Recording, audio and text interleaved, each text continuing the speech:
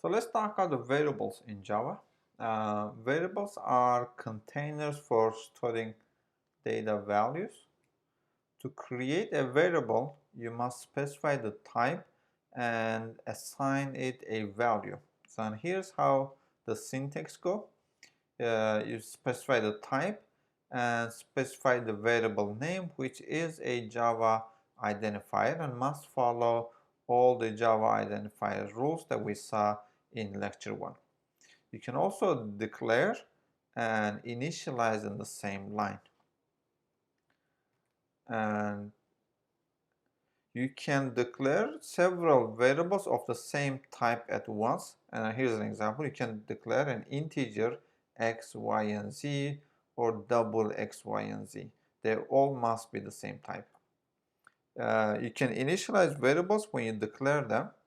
So here's an example.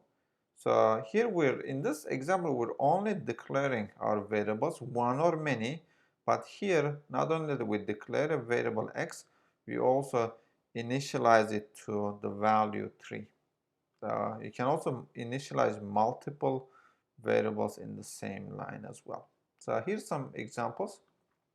So an integer my num variable that is set to 5, a double my float num that is set to 5.9, and char my letter set to letter D, boolean my bool set to true, and finally a string my text set to hello. And this is how we do it. And then also integer, double, char, boolean, and string are the most common variables that we're going to use throughout our class. So before we see some examples, let's talk about the variable scope. So in Java, variables are accessible inside the region they are created.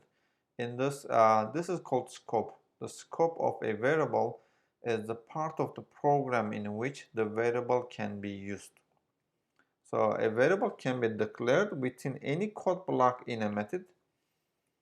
Variables declared directly inside a method are available anywhere in the method following the line of the code in which they are declared to the end of the method. And a block of code refers to all of the code between curly braces. Variables declared inside blocks of code are only accessible by the code between the curly braces, which follows the line in which the variable was declared. So let's see some examples. All right, let's work on an example where we can declare variables and see their scope.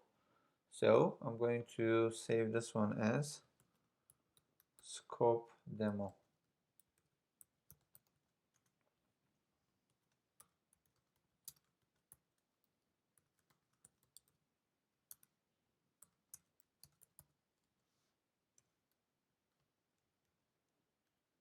All right, so I'm going to define an integer x, and as we can see, the x is defined inside this method, so it will be known anywhere from this line to the closing curly braces. So we don't have anything yet, but assume that we'll have a long program here. So which means that I can initialize x to any value.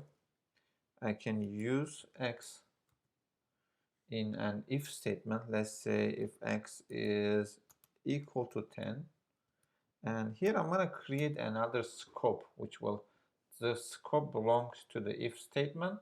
It will start here, it will end here. So now my question is, as you can see, x is known here as x is known here, but x is also known inside the scope as well. The reason is the scope is inside the main method, and it's after x was declared, which x can be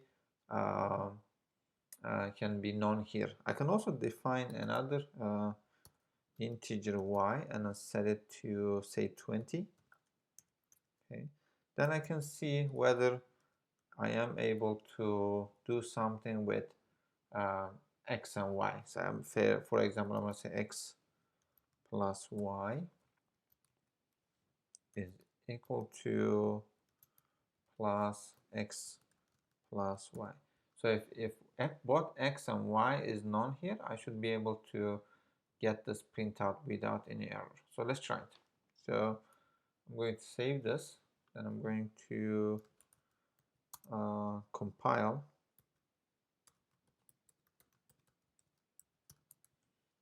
Looks good.